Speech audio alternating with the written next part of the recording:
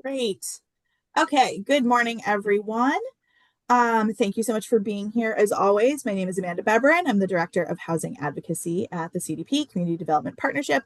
Today, incredibly, is our sixth and final workshop of the 2025-2026 curriculum. Our topic today is why small business exit planning matters to our communities. And I'd like to, right at the top, thank the eight community preservation committees and town meeting voters from across the Lower and Outer Cape for providing funding to support our program. I'm going to do some introductory remarks and we'll find out who's with us today. So, as usual, if you could all put your names and affiliations in the chat, we'd love to know who you are and where you're coming from. We know this is a new topic this year. So, thanks for being our proverbial guinea pigs. My colleague Pam Anderson is going to talk about the CDP and our topic, workshop topic today. So I'm just going to do a really quick overview of the Lower Cape Housing Institute, which is a program that provides education, resources, and support to the municipal officials and staff of the 8 Lower and Outer Cape towns. We hold a series of workshops just like this one on advanced housing topics, and all of our workshops are recorded and available on our YouTube channel so that you can watch anytime.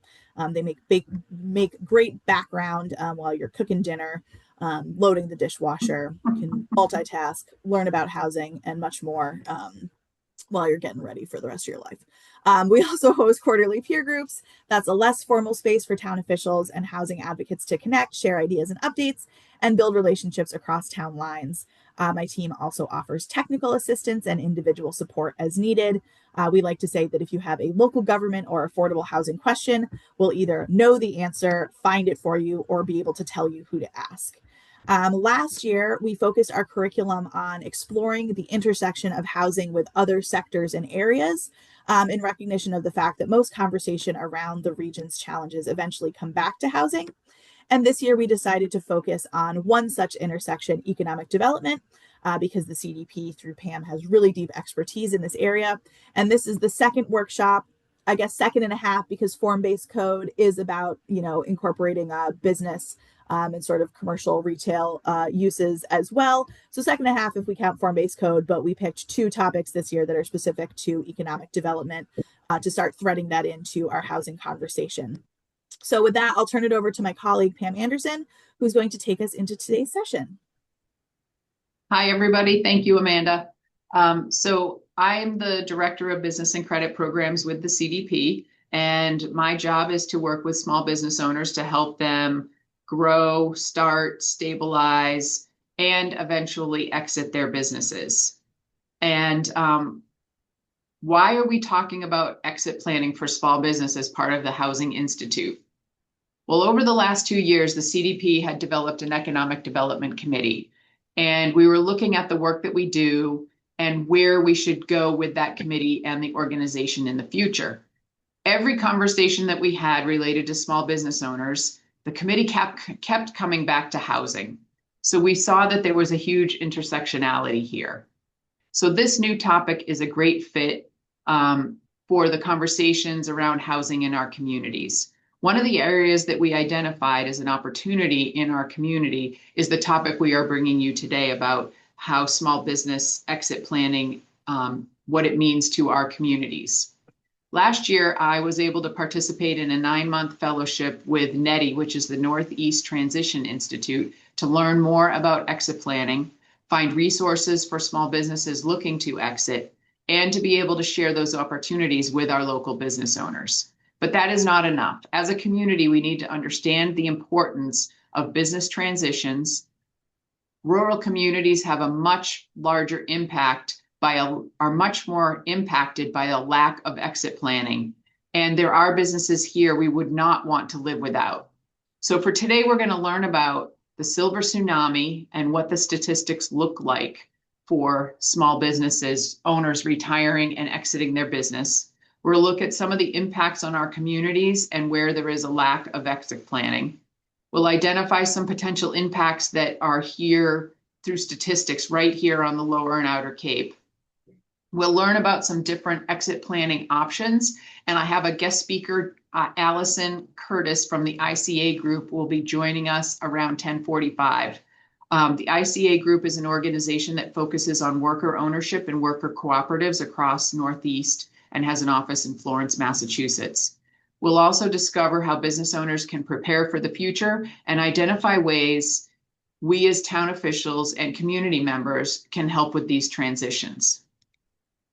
So to start off, I don't know how many of you have heard of the silver tsunami, but this is referred to as a large event. As we look out at the small business environment, we find that there's a very large number of small business owners getting to retire.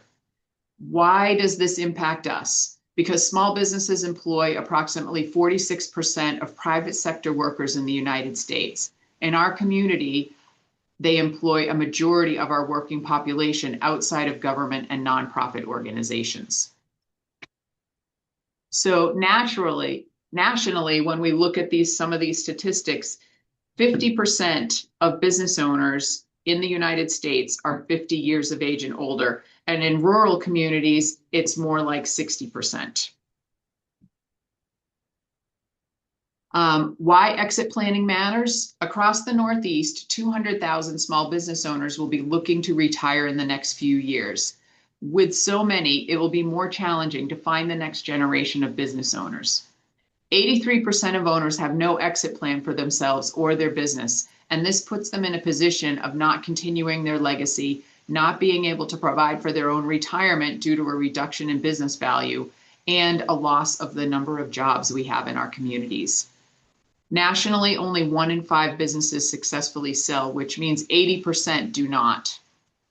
For every business that sells, 9 more liquidate and close. Family successions have dropped from 30 to 19% in recent years, and passing on a business into a third generation has been significantly reduced as well. Legacy businesses are considered those in operation for 25 years or more, and they are more likely to be closed than sold. And we have a lot of long-standing businesses across the Lower and Outer Cape. Smaller and rural businesses have a greater likelihood of liquidation and closure when the owners retire. So what are some of the benefits of promoting exit planning in our community? First, there's business continuity. When owners plan their exit in advance, businesses are far more likely to survive transitions than those who close unexpectedly. Keeping businesses open means employees keep their jobs, which is critical for local economic health. On the Cape, not only do we need people to fill those jobs, but we need the jobs here to sustain and grow our communities. Exit planning increases the chances that businesses are sold to local buyers instead of outside investors, helping maintain community character and control. Local business owners volunteer their time, services, and funds to local organizations that really make our community. When businesses continue to operate successfully, they keep contributing to the local tax base and supporting public services.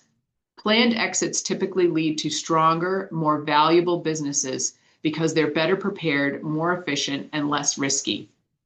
And final, exit planning serves as an economic development tool. It's not just about individual businesses. It strengthens the entire local economy by creating resilience and opportunity. Overall, promoting exit planning is a proactive way to protect businesses, support workers, and ensure a healthier community in the future. So there are some challenges, of course, like with anything. While there are strong benefits, municipalities do face challenges. Many communities simply don't have staff, funding, or expertise to support business owners through the exit planning process. Sometimes business owners are hesitant to think about stepping away.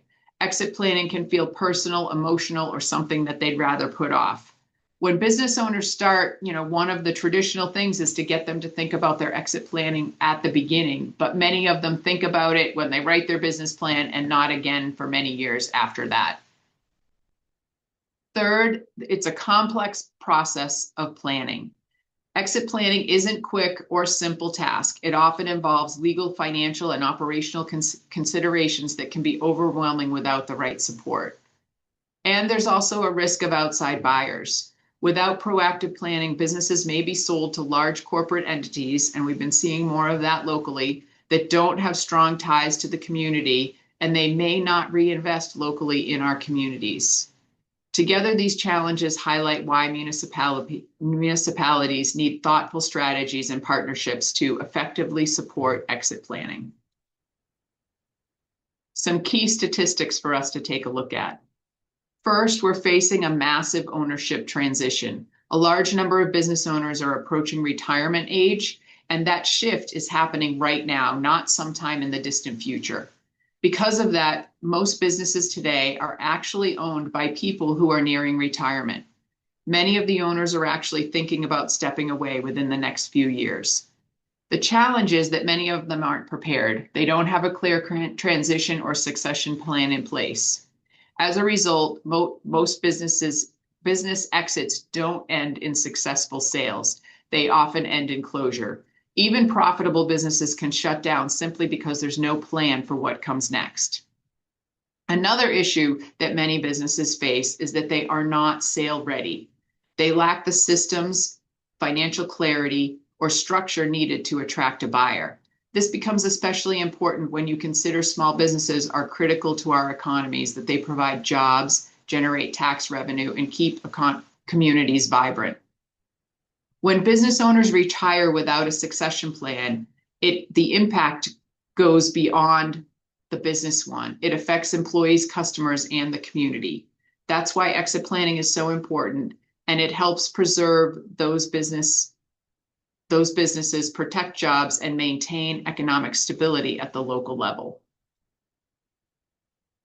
A quick comparison as to what we find with business planning versus without business planning.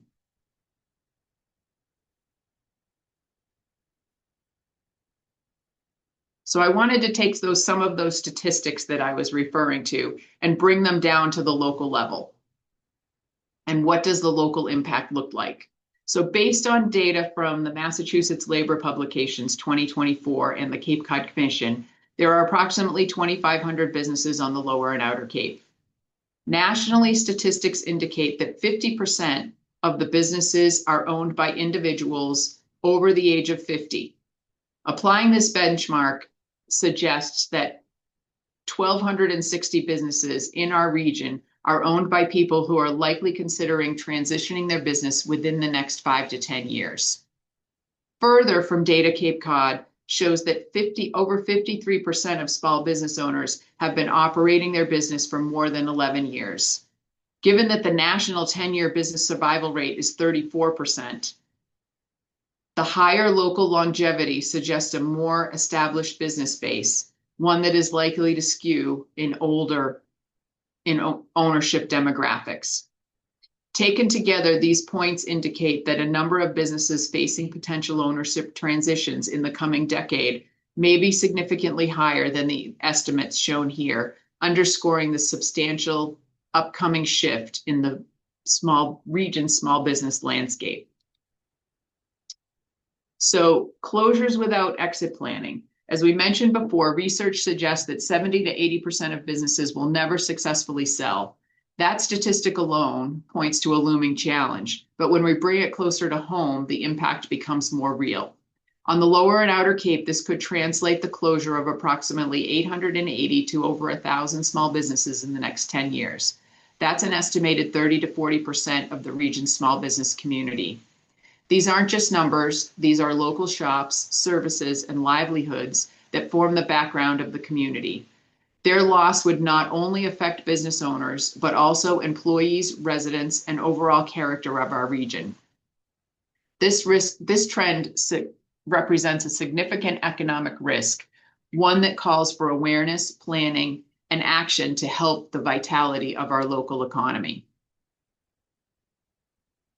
Nationally, the small businesses average between 8 to 12 employees, depending upon the industry. Here on the Lower Cape, the number is notably smaller, closer to 5 to 8 employees per business, varying by town. In total, these businesses support approximately 17,000 jobs across the region. That's a substantial share of the local economy and a clear indicator of how deeply employment is tied to the health of these businesses. If 70% of these businesses with owners nearing retirement were to close, the region would lose over 5,000 estimated jobs. And while that loss may not happen all at once, even a gradual decline would create a compounding economic impact over time, affecting households, local spending, and community stability. What makes the Cape even more vulnerable in this business structure? Data Cape Cod shows that 64% of Cape Cod businesses have 5 or fewer employees, compared to 50% nationally. This means the local economy is heavily reliant on very small businesses, which have fewer resources, less capacity to transition ownership, and greater exposure to economic shifts. Taken together, these trends highlight a growing economic vulnerability, one that underscores the need for proactive strategies to support business continuity, workforce stability, and long-term community resilience. So the data that I was referring to in the last few slides is the totals here on this sheet, but I have it broken down by town. So the number of business in the first column is from the Mass Labor Market publication of 2024 for private industry. So supposedly it eliminates nonprofits and government positions. Then I took that 50% of those are owners 50 and above, even though ours may be 60 and above. I went with the number for 50 based on the national average. So that then gives us the calculation of 70 to 80% will not sell. I went with the number of 70%. So that's where I got the total of 880. And then from that Mass Labor publications, the average jobs by business per town was based on strictly taking the number of businesses and divided by the number of employees that we have totally by town. The second to last column is using the number of businesses total times the average number of jobs by town is the calculation of the jobs per town in private industry. And then the final column is the potential job lost. And that is taking the number of closures times the average jobs per town.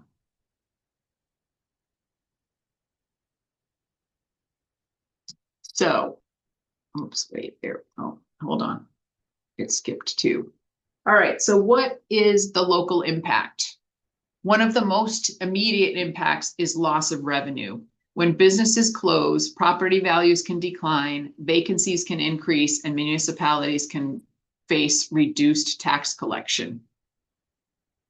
This creates added pressure on local budgets, potentially affecting public service infrastructure and community investments. There's also a loss in spending power. Small businesses are key drivers of economic circulation within the community.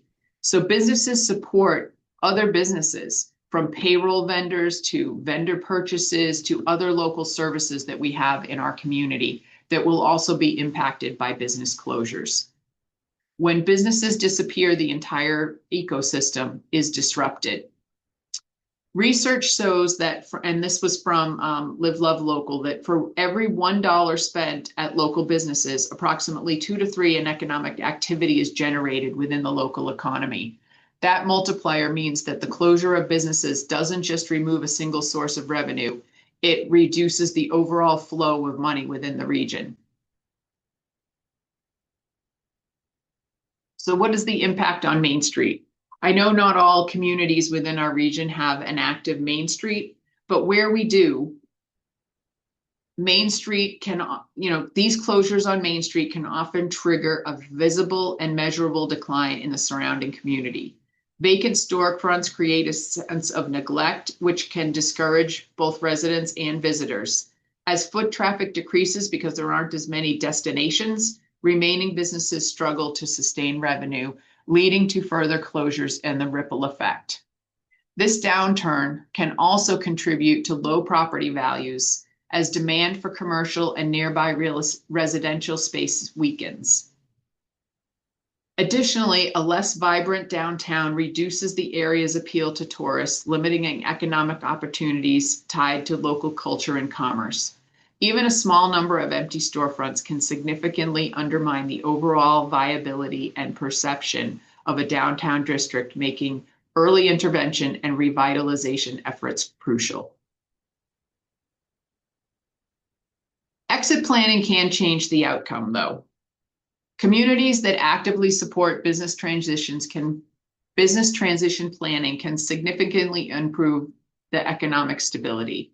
Effective exit planning helps increase successful business transfers, preserve local jobs, maintain tax revenue, and keeps storefronts occupied rather than vacant. Even a modest improvement in transition success rates can have a large impact. For example, increasing the success rate of business transfers from 30 to 50% could preserve over 100 additional businesses and protect 1,000 local jobs.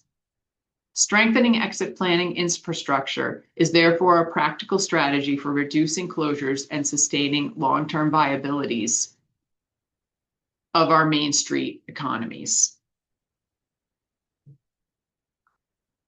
It also has an impact in wealth in our economies. According to the Exit Planning Institute, a significant portion of small business owners' personal wealth is concentrated in their businesses.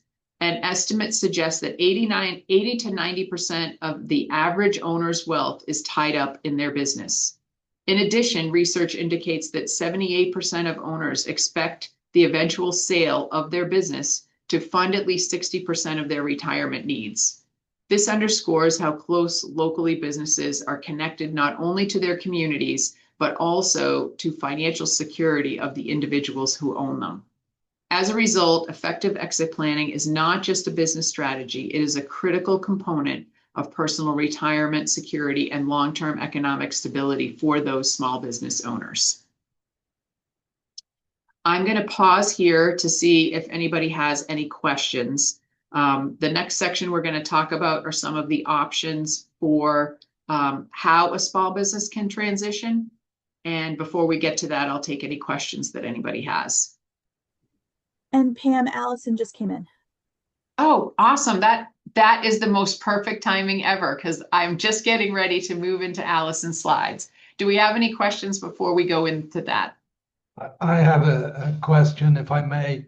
Yes. Do you have any sense, a couple of things, as to what these small businesses are? I'm guessing a lot of retail, a lot of restaurants. And also, with a business like a restaurant, the fact that a business closes doesn't necessarily mean that someone else isn't going to come in and rent that restaurant, run a new business. And I'm wondering how these factors affect your statistics. And by the way, I'm really enjoying this presentation. It's extremely helpful. Well, thank you. Agreed. If a restaurant goes out of business, there is a good chance that a new restaurant could come in and take over the space.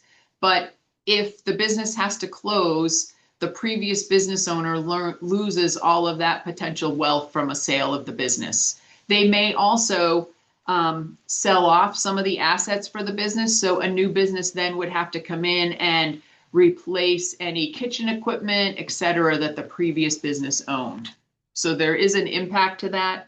Larger scale than that, yes, it includes a lot of retail and restaurants, but we also have all of the other support services provided locally, from accountants to bookkeepers to payroll companies, engineering firms, and other like small manufacturers in the community. And so those businesses are all affected as well. All right. Thank you, Richard. So as I had mentioned before, that I participated in the Northeast Transition Initiative last year. And the idea there that they train TA providers from CDCs like myself, small business development centers, and other organizations to share with business owners across the region to get the word out about beginning their exit planning early. There are a number of organizations that participated in that programming, and I wanted to include the logos here in case anybody had seen any of them. But today we have joining us Allison Curtis, who is the Business Conversions Program Director for the ICA Group. And the ICA Group was founded in 1977. It's the oldest national organization dedicated to the development of worker cooperatives.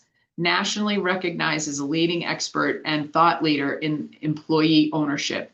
ICA seeks to change the nature of work by advancing businesses and institutions that center worker voice, grow worker wealth, and build worker power. They seek to create, promote, and support jobs while collaborating with workers to truly define an entrepreneurial, democratic, and community-minded economy. Welcome, Allison. Thank you so much, Pam. And thank you for having me. It's great to connect with you all, even if it's only over Zoom. As Pam mentioned, I work for the ICA group, and we are one of the partners in the Northeast Transition Initiative. And what that also means is that our kind of mission and orientation is around a big part of what we do is helping retiring business owners think about their options and consider what their succession plan is. And we are an organization that specifically helps companies pursue employee ownership if that is the right fit for them, a sale to employees, which is something that I'll be talking about. But we also recognize that that is one option in a list of many. And so what I wanted to do today, kind of talk through for a few minutes what those different options are and the implications that they have for both a business owner and also for the community that kind of surrounds these businesses, knowing that local economies are really driven by locally owned businesses. And so just thinking about both the kind of lived experience of a business owner considering their options, as well as the impacts to the surrounding community. So the kind of 5 options I'm going to be talking about today are a third-party sale through a broker or an investment banker. This could be to private equity. It could be to a competitor. It could be to just an entrepreneur interested in acquiring a business. So that's one option. Another is a management buyout. An owner of a small business could have key managers who are interested in purchasing the company and taking over ownership. The third is an internal transfer to a family member. We know that these types of transfers are happening less and less in the United States. They used to be a pretty solid chunk of the ways in which these ownership transfers take place, but they're less and less likely. We've got sale to employees, which we'll talk about. There's kind of 3 different models that are most popular in the United States that are kind of each oriented to companies of a different size or who are trying to accomplish different things. And then the last and kind of least ideal option here is liquidation. And so I won't be talking about this option too much because I think what we're really hoping for is that owners of small businesses are considering their other options before landing here. When liquidation happens, it means that the company, closes up shop, the community loses access to the goods and services that business provides, employees lose access to their jobs. It's just, there's wealth that's built into a small business, and we want to make sure that that wealth is transferred when an owner is ready to retire or move on. So, yeah. All right, so let's talk a little bit about a third-party sale. So as I mentioned, there's a few different ways this can play out. There's a lot of really interesting talk in the small business community about private equity right now as an option for selling one's business. People often think of it as like the way that they can cash out, make the most for their retirement. And while for some that is true, it's also sort of a white whale for most. Private equity is hard to come by. These firms are oftentimes looking for very specific things. And so, yeah, it's just good to know that these are options that are often, it's very exciting when somebody does get a big payout and gets to kind of celebrate that moment for their retirement. But these types of transactions aren't happening as much as maybe the perception exists that they are. The other option here is to sell to an entrepreneur in the community, maybe to sell to an investment bank. There's a lot of different ways in which this takes place. So some of the advantages of this approach are that usually the buyer can finance the purchase, and so the selling owner gets kind of cash at close. Usually there's some sort of contingent payout plan, or their seller financing some portion of the transaction, but there is this kind of moment where they get to say, hey, built this value and I get this chunk of money for the value of my business, which can feel like a huge accomplishment for business owners. These transitions are oftentimes happening on a faster timeline than some of the other options. And so if there's, if an owner is kind of thinking through, okay, I actually do want to retire in a year, or there's been some sort of situation where they're put into a bit of a crunch where they need to make the transition faster than they were originally expecting, this can be a good option. And as I mentioned, sometimes these transitions can generate the most money for a seller. There are some challenges though. As I mentioned, buyers are really selective about the businesses that they consider. We know from some research that's been done that only 20% of companies that put their businesses up for sale on broker websites are actually sold.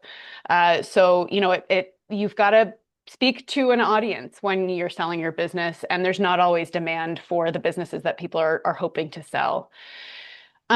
These types of transitions also often lead to a change in the feel of the company, right? When new ownership comes in, they're going to run things differently, especially if it's a firm that is, private equity and really trying to downsize operations and make things as efficient as possible, which some owners have a really hard time with, right? Their legacy is built into this idea of the business that they've created, and it can be really challenging to see things change after they leave. And it typically results in an owner having no control or connection to the business after the sale, right? We kind of expect that some owners want that, right? They say, okay, I'm retired. I'm ready to go fishing. I'm ready to move to Florida. I don't really want to think about this ever again. But in my experience working with business owners, I've noticed more and more there is this desire like to have some sort of connection to this thing that they've built. They don't want to come to work every day, but they still want to be able to pop in and say hello. They still want to maybe play a role on the board of directors or have some sort of connection. And this option oftentimes really stops that from happening. All right, let's look at the next option here. Management buyout. So as I mentioned, this is where maybe one or two key managers purchases the company from the selling owner. So this allows for buyers to maintain what's working well with the operations and culture of the company, right? These are people who are deeply embedded in the company already. They know how it operates. They're not coming in from the outside. They have relationships with staff, with customers.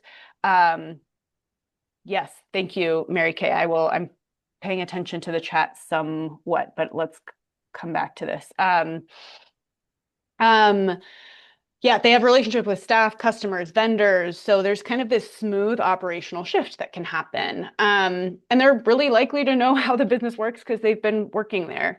Some of the challenges, key managers might not have the capital to purchase the company outright, might need to go to a lender to take out a loan to purchase the company, and that can put a financial strain on individuals, and they might not be willing or interested in doing that. So oftentimes these transactions also involve a good chunk of seller financing where the seller is getting paid back over time for the value of the business.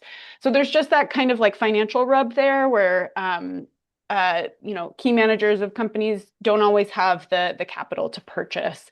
And so the owner either might not receive as much money as in a sale to a third party or might be doing quite a bit of seller financing.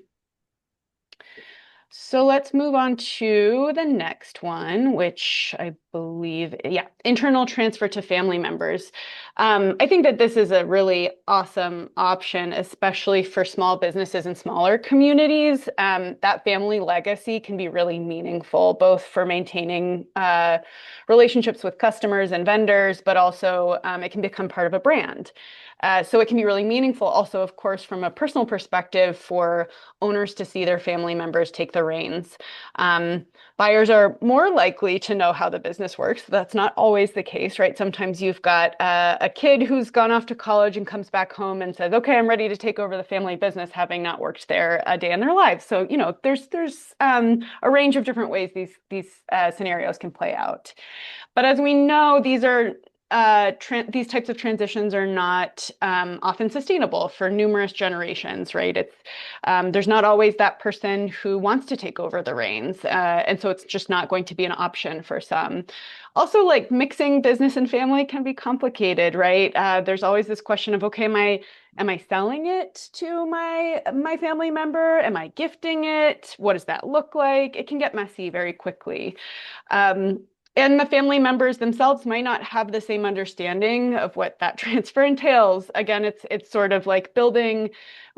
There are specific circumstances in which these transitions can be very smooth and work quite well, and others where it becomes more complicated. And of course, we're still also dealing with this question of who's purchasing the company, how's that transfer happening, how is that the value of the company being transferred over if somebody needs it for retirement. And oftentimes these transfers require seller financing if there's a sale taking place.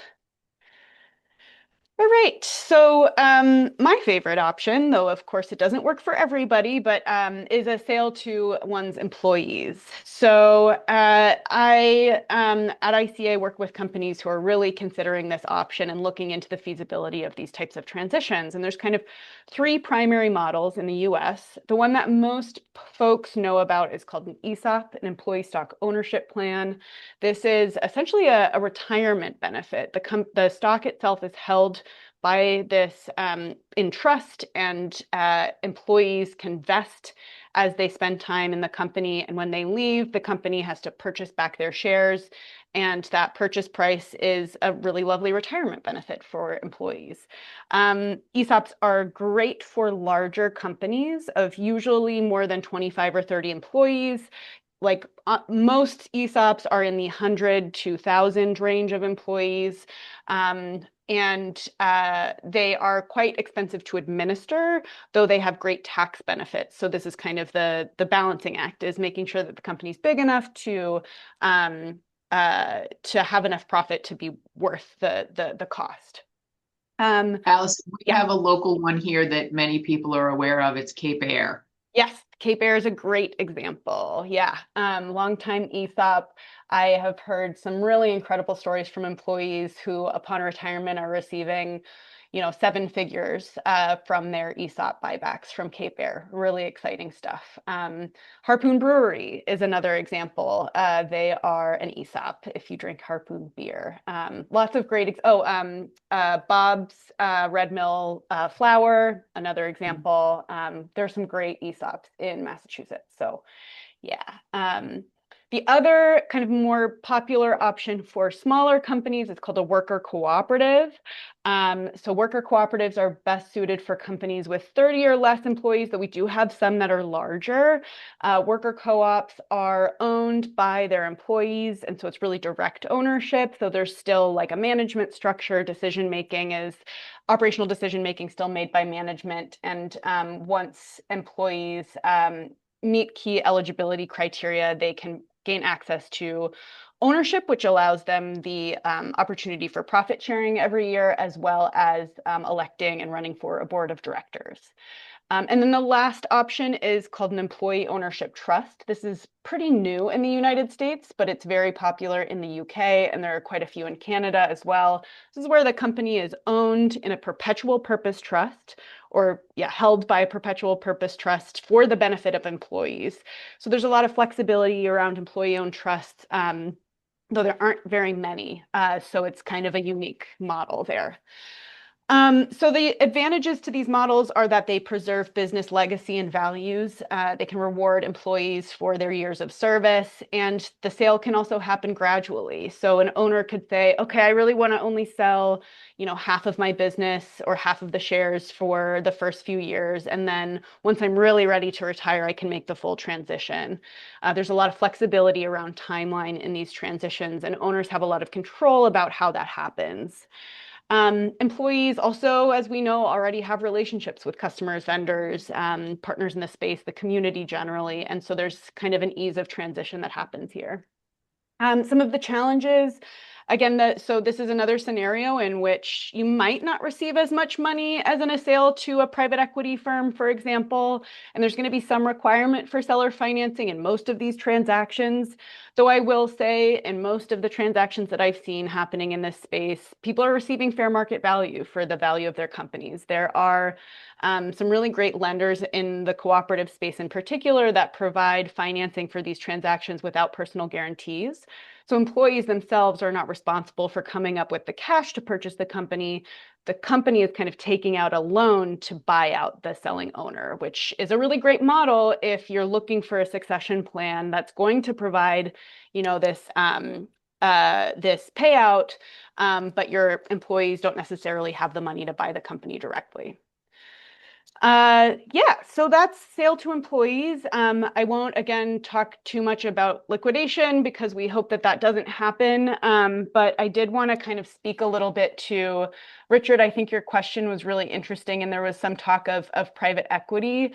Yeah, definitely super prevalent in dental practices. I've seen a lot of activity in private equity around veterinary practices, these kind of professionalized spaces that have the ability to be really profitable if you can cut back on operational costs. And that usually looks like laying off administrative staff, cutting back on COGS, and really changing the business structure, which for some is good, right? They want that big payout. For others, that can be really damaging, right? To watch relationships with their previous employees deteriorate, and jobs be lost, or the way that they've done their, the care to their patients over years really change with new ownership.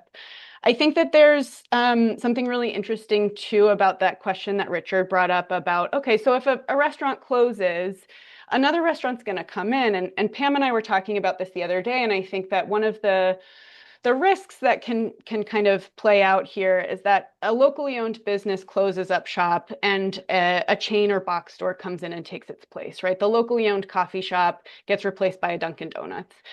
And I'm not saying Dunkin' Donuts is bad. I would never say that in a call with a bunch of people who live in Massachusetts. That would immediately turn the world against me. But what I am saying is that locally owned businesses, we know, are responsible for investment of more money in the community, right? It's like Pam was saying, I think there's some figures in even just specifically on the Cape where a single dollar that's spent at a locally owned business actually results in $2 or $3 of business kind of in the larger community because of the connections that local businesses have to other local businesses and vendors in the space. So we really do see that value of having things be locally owned as much as possible, rather than these corporations who, the money is going elsewhere. Like, how can we make sure that things are being reinvested in the community as much as possible?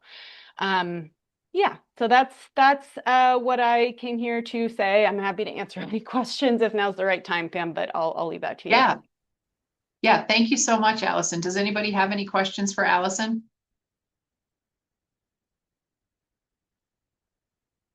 All right. Well, Allison, thank you so much for popping into our conversation. I'll put my email in the chat in case anybody has follow-up, but thank you for having me. Great. Thank you. We'll talk to you soon.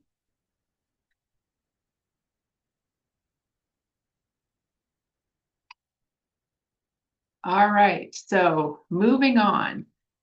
There's a couple other things I wanted to touch on related to sort of subsets of the of some of the categories that she talked about.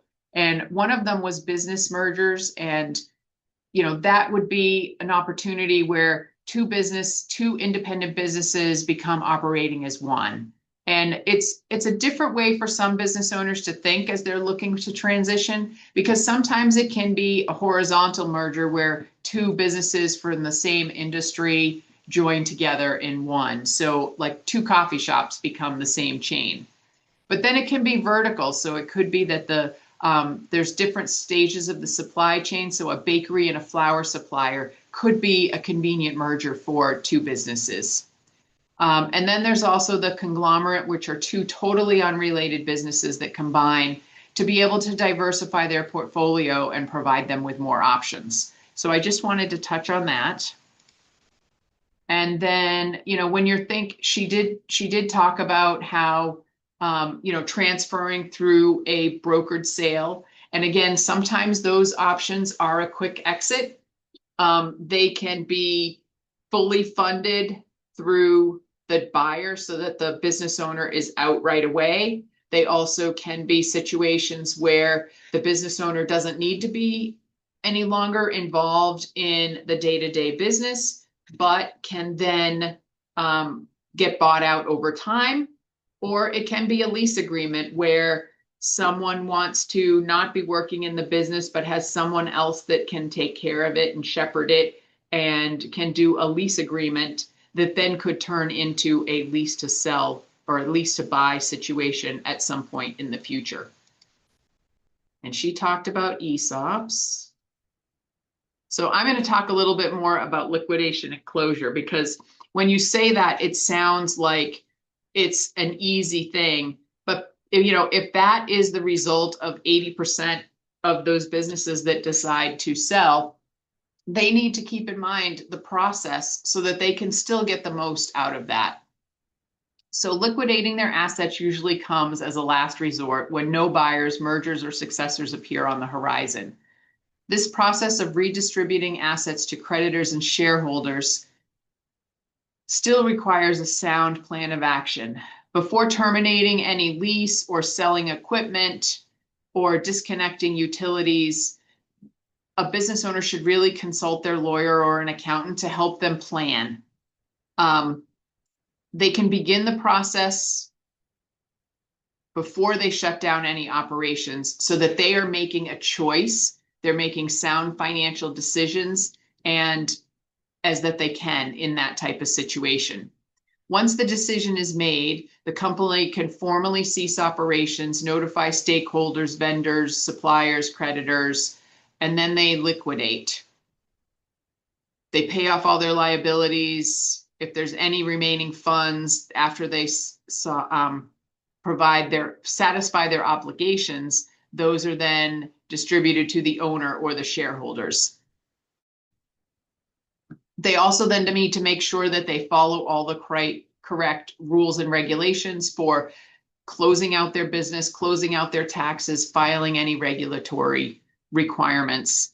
And a few key considerations for this process is the timing of an asset sale in that schedule, ensuring all their creditors and their employee obligations are met, and then managing their tax implications. So it is an orderly process for them. Let's see, Mary Kay had another question.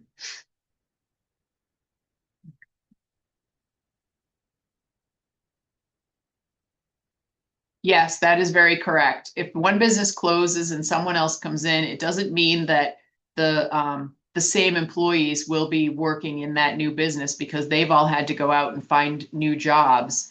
And the new business now has to find new employees. So having that transition would provide stability to those employees and to the transition of the business. Thank you, Mary Kay.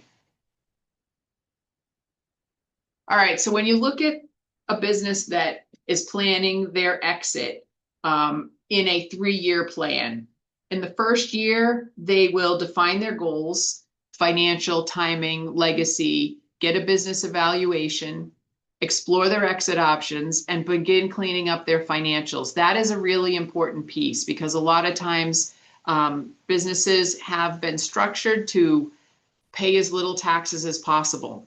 But when they then want to sell the business, they need to make sure that they're showing that they're profitable so that a new owner can afford to buy them.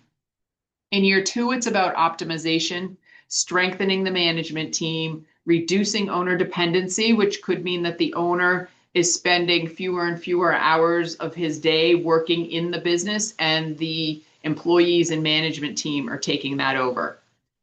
Improving profitability and addressing any legal or tax requirements. When you get down to 1 year before, then they're thinking about exit strategy, finalizing the deal, beginning negotiations with the buyer, communicating with the stakeholders, and preparing for the leadership transition and handoff. It is a process, but businesses that can go through a 3-year plan to exit or more sometimes are better prepared. They can show strong financial performance. They can mitigate some risks, and they can align their personal financial and estate planning goals. Those businesses that decide suddenly, hey, I want to get out now, they still need to clarify their goals, price, timing, and deal structure, and get a current valuation of the business to understand what the business is worth today. Then they need to get business sale ready. And if you're moving quick, that's hard to be able to prepare for. They need to clean up their financials, normalize their earnings, and make sure key contracts and operations are well documented. At the same time, they need to assemble a deal team from their local advisor, legal counsel, and tax experts, and prepare materials to take the business to market. From there, they run the process of identifying buyers, soliciting offers, negotiating terms, and moving through due diligence to close. The priority is to maintain performance while you're going through this transition process, and minimizing risk so that it can be a smooth transition. There we go. So when comparing the immediate sale to the 3-year plan, the key difference is time and control. In the immediate sale, it's focused on speed. The business is taken to market as is, with limited opportunity to improve performance or valuation. It can be effective when urgency is high, but often results in a less favorable terms and higher execution risk. The 3-year planned exit is much more strategic. It allows time to strengthen financials, build management depth, reduce owner dependency, and this typically leads to higher valuation, better deal structure, and a smoother transition. So in short, selling now prioritizes speed, while planning maximizes value and control. Oh, did that go? Okay, so how can municipalities help? I know that businesses selling their business is really focused on that business owner and the future business owner, but our communities can have some impact on this. First, we can focus on education.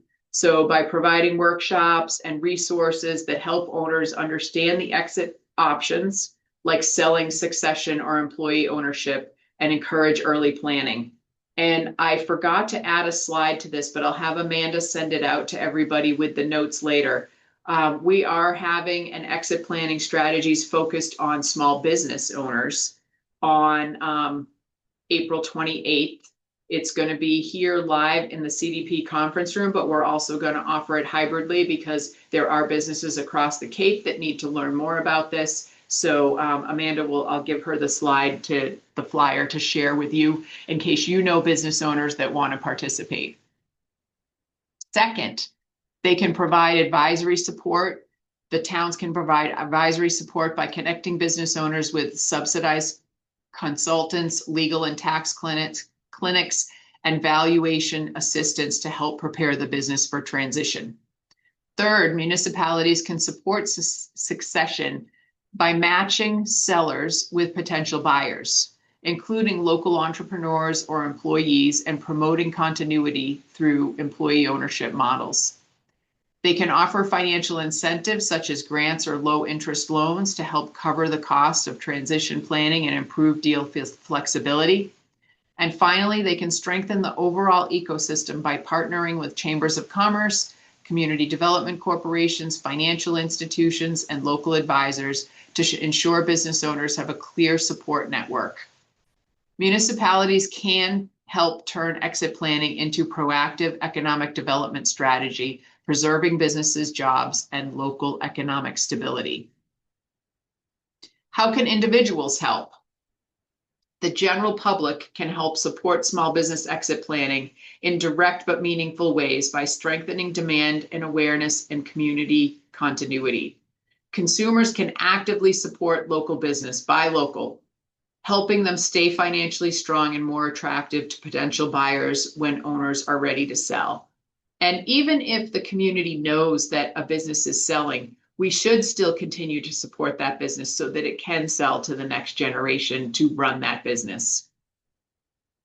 Second, community members can help raise awareness about succession challenge, encouraging early planning and reducing the number of businesses that unexpectedly close.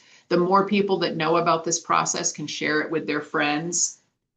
Third, local professionals and aspiring entrepreneurs can engage as potential buyers or successors, creating a pipeline of individuals who are interested in continuing existing businesses rather than starting from scratch. And we've seen a lot of the benefits of continuing an existing business than trying to start yourself and find a new group of employees and buy new equipment.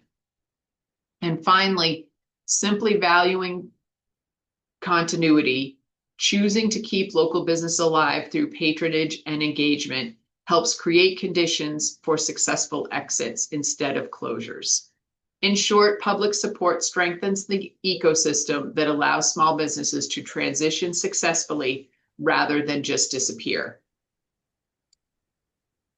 And finally, a wrap up for me. As you can see, as we've talked about through today's presentation, by understanding the operational reality, we can design policies and workflows that respect the value of small businesses bring, reduce unintentional burdens, and work together for the benefit of our community. Through exit planning, we help keep the businesses operating and jobs intact. The successful business transitions help owners capture the value that they've built over the years, allowing them to reinvest their wealth locally. Well-planned transitions allow for smoother handoff to new owners who can continue to grow, innovate, rather than starting from scratch. Many small businesses are nearing retirement age and the risk of mass closures grows. Proactive exit planning helps address this looming economic threat, especially in rural communities. When owners plan their exits, it opens up opportunities for younger entrepreneurs, employees, or investors to step in. This will create a healthy cycle of entrepreneurship and new leadership building on existing foundations. And finally, businesses with clear succession and transition plans are often viewed as lower risks by banks and investors, which improves the access to financing and supports broader regional economic growth. Back to Amanda. Well, I can take questions first if anybody has any other questions. Yes, absolutely. And we have a small group today, so if you want to just jump in if you've got anything to ask.